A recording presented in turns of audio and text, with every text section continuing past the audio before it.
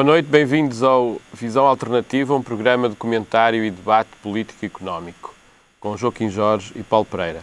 Boa noite, Joaquim Jorge, obrigado por estar aqui connosco mais uma vez. É um prazer. E vamos lá nós, isto é um bocado bater um pouco no ceguinho, mas tem de ser.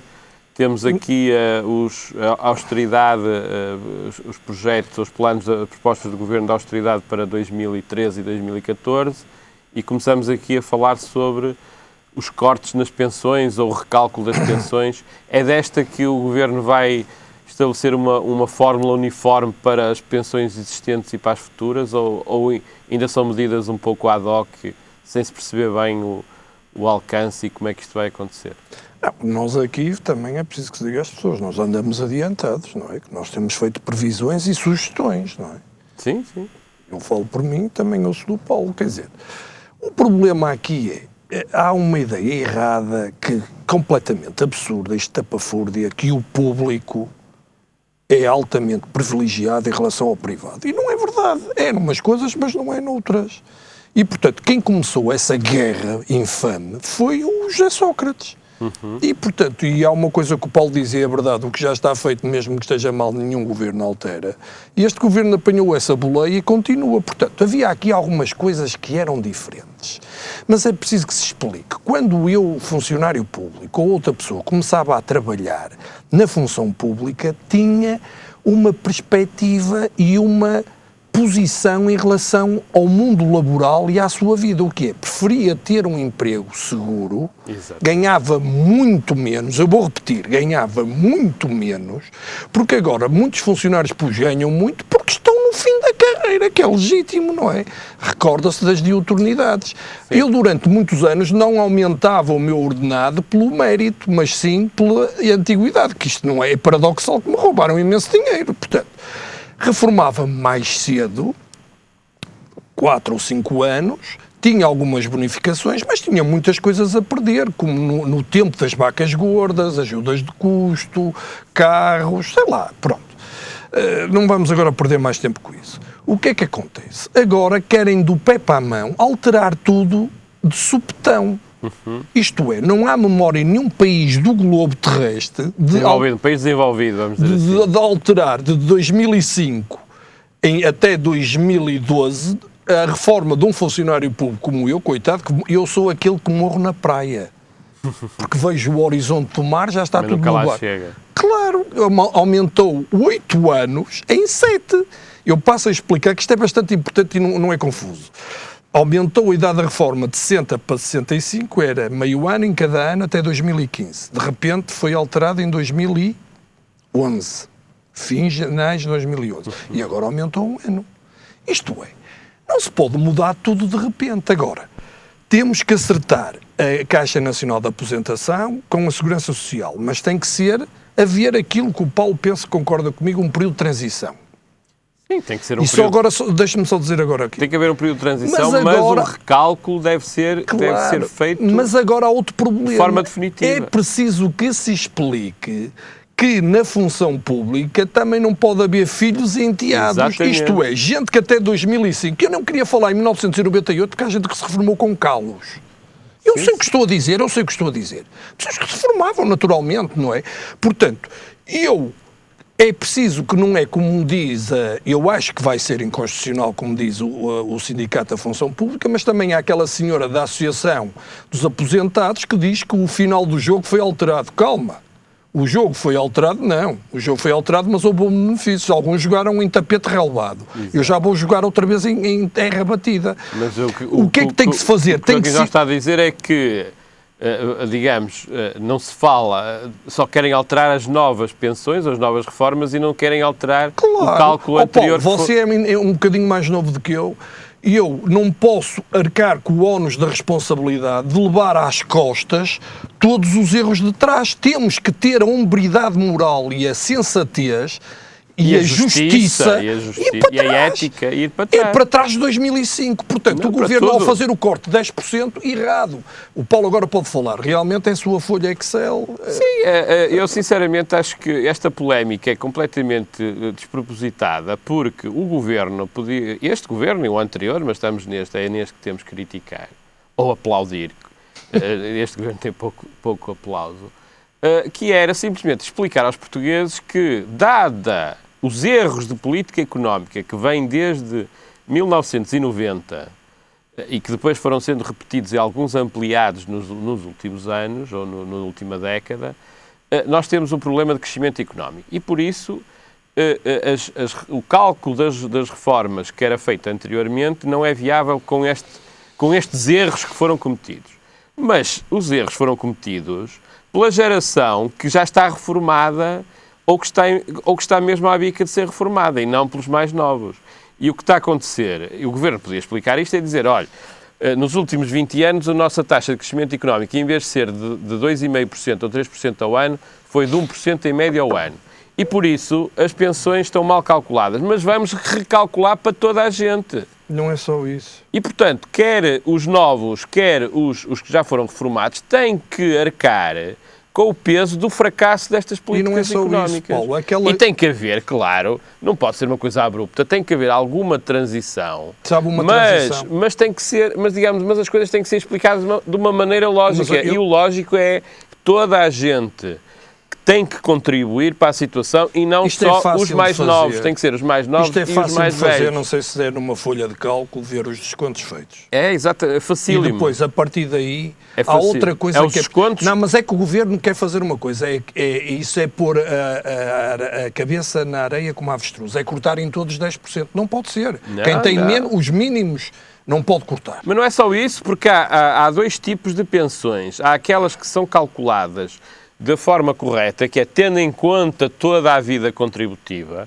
e aquelas que foram atribuídas com cálculos especiais. Isso é que está errado. Todas as pensões devem ser normalizadas com a tal folha de cálculo. E ainda por cima temos um Ministro das Finanças que até parece que é especialista em folhas de cálculo. Porque é que ele não faz isso e não apresenta? Ou o Ministro da Segurança Social. Mas há outra coisa que é preciso ver, é que os privados eram grandes beneficiados antigamente. Como não faziam descontos e nos últimos 15 anos faziam. E só contavam os últimos. E nos últimos 10 ou os últimos 5 aumentavam imenso o ordenado deles próprios. Mas é o que eu estou a dizer. Isso é um erro. Mas a folha de cálculo pode ter em conta dois parâmetros. Pois, mas tem que ter várias taxas que é preciso ter em conta. Tem que ter dois parâmetros. Tem que ter a contribuições totais, mas o número de anos. O número de anos que contribuiu também deve ter sido em conta. Isto é fácil de fazer. E a idade da reforma, a sustentabilidade e também isso da capacidade económica. Claro, automaticamente. Mas repare, para toda a gente, até, digamos, como numa empresa ou como no setor, toda a gente devia ter também a possibilidade, toda a gente que está reformada ou que vai reformar, deveria estar envolvido no sucesso da economia e, portanto, poderia ter um ajuste, poderia haver um ajuste que, se a economia começar a melhorar, também as pensões podem ser melhoradas. Não, e depois há outra coisa, repara, atualmente há gente que, eu tenho pensado nisto, há gente que está reformada antes dos 65 anos, por exemplo, um funcionário público, deveria dar uma contribuição até aos 65 por ter sido reformado antes dos 65. À parte disto tudo que o senhor está a falar. Não, isso há pessoas que... Não, é que há pessoas que foram reformadas com 50 anos, desculpe. Mas com 30 anos de serviço. Estamos a dizer o mesmo. E a penalização era quase zero. Eu estou a dizer o mesmo. Se a fórmula de cálculo tiver em conta... Mas isto é importante que as pessoas percebam. Se a fórmula de cálculo tiver em conta 2 ou 3 parâmetros, que é o valor das contribuições, o número de anos de contribuições e a idade de atribuição da reforma, isso é uma fórmula que é transparente. De sustentabilidade. O quê? De aumento da esperança de vida? Não, porque há uma pessoa como eu, que estou reformado e olho em frente para a minha vizinha, ela está reformada desde os 52 anos. De 55 anos e 32 anos de serviço. Nós não podemos mudar o passado. Podemos é que, a partir... Não, podemos ajustar o passado. Sim, mas eu aí sou contra. Eu acho que... Então não tem que se ver as pensões para trás? Não, mas não estar a penalizar o que já foi pago. O que já foi pago está pago. Não. Desculpe. Senão não saímos daqui. Não é esse. Eu acho que devemos recalcular as pensões a partir do mês de julho, por exemplo, ou de janeiro. O meu raciocínio é para trás. O meu também é para trás. Eu acho que estamos... mas isso vai ganhar menos, essa pessoa. Claro que vai ganhar menos, mas não vai devolver o dinheiro que já recebeu. Ouça que o senhor às vezes não percebe aquilo que eu digo. Mas não vai devolver o dinheiro que já recebeu. Não vai devolver. Exato. Não é isso, mas vai ganhar menos. Então é o que estamos a dizer o mesmo. Claro, vai ganhar menos. Uma pessoa que tem 58 anos e ainda não tem 65, mas está reformada dentro da legalidade. não é? Sim. Atendendo a que eu só me reformo aos 65, esse fulano, independentemente de tudo que você disse, tem que pagar uma taxa por se reformar mais cedo. Acho difícil. Mas é justo. Acho que É já é digamos, um bocadinho rebuscado. Acho que é mais simples recalcular com uma tabela relativamente simples. É o número de anos de descontos, é o valor dos descontos e é o ano em que se reformou. Isso tudo Porque já eu não queria dá chegar a um valor. ponto que era quem não tem 65 anos não tem reforma. Não concordo. Não concordo. O que já está atribuído deve ser atribuído. O valor é que deve ser recalculado. Porque senão, então entramos num sistema revolucionário e não num Estado de Direito. O Estado de Direito tem que haver alguma estabilidade. Não estamos num Estado de Direito. O Estado de Direito, o problema é que não há dinheiro. E quando não há dinheiro, toda a gente ralha e ninguém tem razão. Não há dinheiro. Então temos RTP, mantemos 100 generais quando só precisamos de 10. Mas nós estamos a falar de pensões. Aqui a questão é o que está para a frente, o que está para trás está, o que está para a frente virá. Não é isso que eu digo. Acho que tem que haver aqui um equilíbrio entre... Mas tem que haver um período de transição e reajustamento sem alguma dor, mas não total.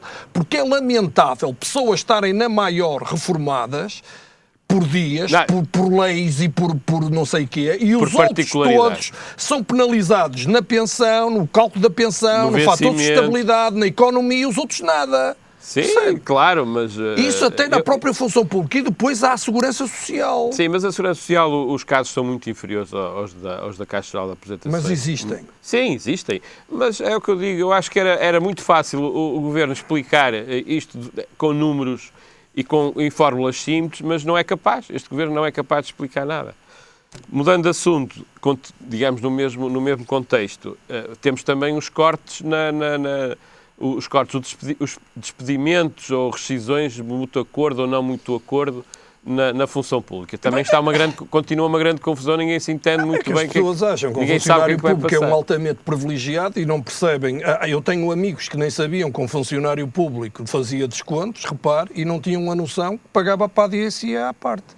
E ainda pensam que a DSE é um pagamento voluntário. Não é, é a partir de 1999. Calma lá. Sim. Portanto, um funcionário público do qual... 99 ou 2005? Não, 99. Eu acho que é opcional só a partir de 2005. Pronto, está bem, provavelmente. Pronto, mas não interessa agora isso.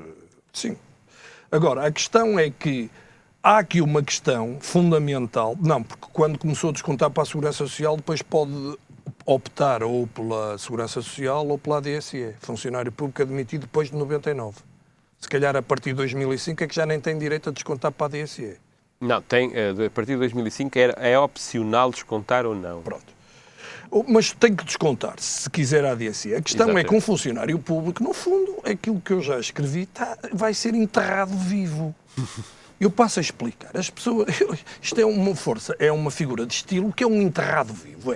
O funcionário público até agora, segundo diziam, tinha tudo. Não tinha nada. Tinha um emprego e não passava disso. Sim, não ficava rico por ser funcionário. Não, então o que é que fizeram? Meu amigo, você vai... Não podiam despedir. Agora, o meu amigo, o senhor vai embora, em vez de vir com 34 ou 35 anos de um salário com base que era para aí 110 mil euros, em média 100 mil euros, vem, olha, meu amigo, o senhor só recebe 47 mil.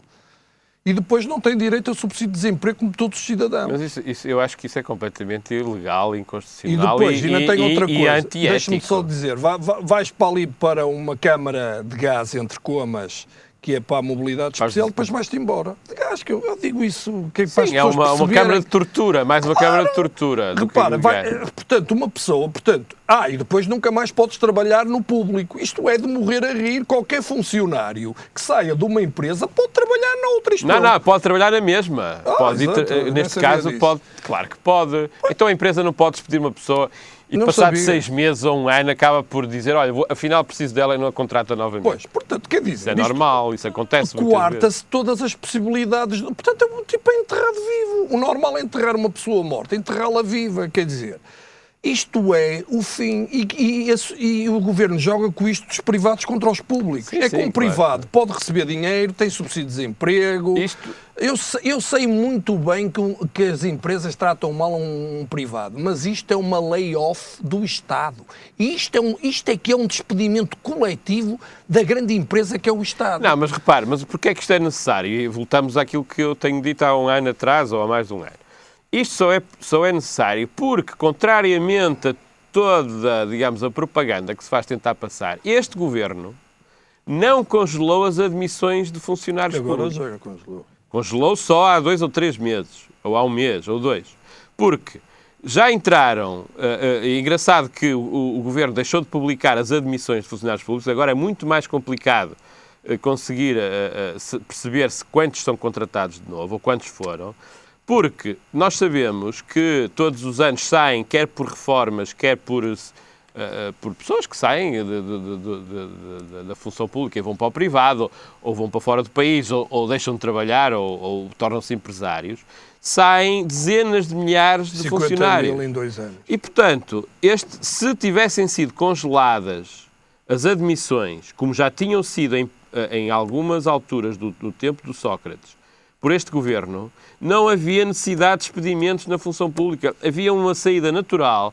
Se, digamos, o Estado iria sendo otimizado o seu funcionamento, naturalmente, não era preciso gastar dinheiro em indemnizações. Parece que encontraram 500... Não há dinheiro, mas encontraram 500 milhões de euros para indemnizar funcionários públicos. E eu lembro-me que, no tempo do segundo ou terceiro governo de Cavaco Silva, portanto, por volta de 93, 94, também houve um movimento, digamos, um pouco feito à pressa de despedimento de funcionários públicos e, passado 2 anos, já estavam outra vez esses lugares ocupados. Portanto, isto é uma mistificação. Este Governo tem culpa nas admissões que fez, quando já sabia que precisava digamos, de cortar na despesa. Não cortou na despesa com pessoal, exceto nos subsídios o ano passado, que este ano foram repostos. Portanto, este Governo teve 2 anos sem fazer qualquer reforma do Estado e agora quer fazer tudo à pressa. E não havia necessidade nenhuma. Há outra coisa que eu também digo aqui, que é isto poderia deixar ir saindo as pessoas. É isso que eu estou a dizer. Mesmo em reformas antecipadas, as pessoas a perder 10% a 20% em média, 30%, algumas 35%, gastavam muito menos dinheiro para o Estado. Eu sou contra as reformas antecipadas. Não, mas da mesma maneira que o Joaquim Jorge disse há pouco que era contra, eu sou contra. Deixa acabar o raciocínio. Isso era menos despesa, as pessoas saíam com menos dor e saíam de livre vontade, portanto não tinham o direito de contestar, porque era por moto próprio, e é preciso que se diga que até junho vão sair 10 mil. Portanto, já saíram 60 mil. Quer dizer, isto no fundo é uma purga. As pessoas vão num comboio, no fundo, não estamos em Auschwitz, mas estamos numa coisa parecida socialmente, que é mandar as pessoas embora, empurrá-las e não querer saber delas por um precipício. Não, mas não é pior que isso. É mandar gente embora e contratar novos a ganharem mais salário. Olha, repare, eu tive informações esta semana tive informações que continuam a haver contratações no Estado. Eu sei, mas isso é pela porta do cavalo. Isso Exatamente. São os ministérios. Os ministérios, as empresas públicas, as EPEs e as empresas municipais continuam a contratar gente. Mas isso eu tenho uma teoria sobre isso, que é o momento são os amigos do primo do sobrinho. O momento político é este. Vai haver uma negociação até fins de julho. São 2 meses. Maio, junho e julho. Depois vão tentar entrar em vigor estas medidas da mobilidade especial e do despedimento que em novembro é que começam efetivamente a fazê-lo. Há eleições em Portugal em outubro. Fins de setembro ainda não estão marcadas, início de outubro. O que é que vai acontecer? Eu estou farto de dizer isto. O PSD vai levar um banho total. Portanto, nem 25% tem. Vai haver uma grande fornada de desempregados do PSD. Para concluir, vai haver um congresso extraordinário convocado por 3 mil votantes. O Rui Rio não tem emprego, está à espreita. E poderemos ter aqui um cenário diabólico, que é ter um primeiro-ministro de um partido em que o líder já não é o do partido e pode já nem apoiar esse governo, que é o PSD. Isto pode... Sim, são cenários, mas pode acontecer. Pode acontecer. Tem eleições antecipadas não há, porque o Presidente não as convoca. E, portanto... Não, se o Primeiro-Ministro demitir ou o CDS... Não, mas o Primeiro-Ministro já disse que não se demitia mesmo por dessas eleições. Mas eu acho que isso é uma figura de retórica que se calhar até tem que se dizer isso para manter, digamos, alguma anda credibilidade. aqui no meio a dizer... E agora isto encaixa no tema do Paulo Portas, aquela comunicação ao país. Aquilo é uma coisa séria, foi encenada com o Primeiro-Ministro. Então ganhou 48 horas, tem outra forma de pensar. Foi acordada com o Primeiro-Ministro, em parte. O Paulo Portas não faz acordos com ninguém, faz com ele próprio. Portanto, o Paulo Portas falou, defendeu uma coisa que eu sou contra, é que os pensionistas não podem pagar. Claro que têm que pagar. Aquilo que já dissemos, não vou voltar a dizer isso, que é o recálculo. Sim, recálculo. É a reformulação, o recálculo e tudo isso são os 3 R's. E, portanto, reformular isso. E é importante que o faça. Agora, pagar uma taxa, claro que tem que pagar. Quem ganha muito tem que pagar para quem ganha menos. Tem que ganhar mais, tem que pagar mais. Ganha mais, eu ganha sei paga. que eu sou pelo critério de quem ganha muito, tem direito quem fez muitos descontos tem direito a esse desconto. Mas hoje em dia... Está tudo misturado. Tem que se distribuir o mal pelas aldeias. Não sei se isto é um provérbio, não, uma frase popular. Enquanto não houver este recálculo, digamos, o erro está instalado e vai ser porque mal não há comatado. política que resista às pessoas saberem que não há exemplo e que o mal não é distribuído por todos. Não há sim política, claro, não há ética e acaba por corroer a sociedade. Mas Paulo Portas, portanto, mantém alguma autonomia no governo, mas olha que cresce. Mas eu acho que ele pode se aleijar. A minha opinião é que este tipo digamos, de semi-truques ou de posições acabam, na sociedade portuguesa acabam por funcionar. As pessoas não aderem muito pouco a esta ideia de estar, mas não estar. Mas o problema é que não aderem ao PS. Sim, o PS também não tem um programa de governo muito diferente do atual. Tem algumas ideias, mas se lermos bem, temos ali, eu penso que o António José Seguro, se calhar corretamente, porque a oposição é sempre difícil, não pode apresentar grandes novidades, porque a população portuguesa é essencialmente conservadora e não gosta muito de fugir a esta... Mas tem que mudar, tem que evoluir. Prefere manter-se a votar PSD e PS, sabendo que, digamos, são partidos da crise. Mas é preciso experimentar outras coisas. É preciso experimentar outras coisas, mas do PS e do PSD não me parece que seja possível sair grandes digamos, soluções fora deste contexto. Antes do último tema, só rapidamente verificarmos, saíram indicadores estatísticos.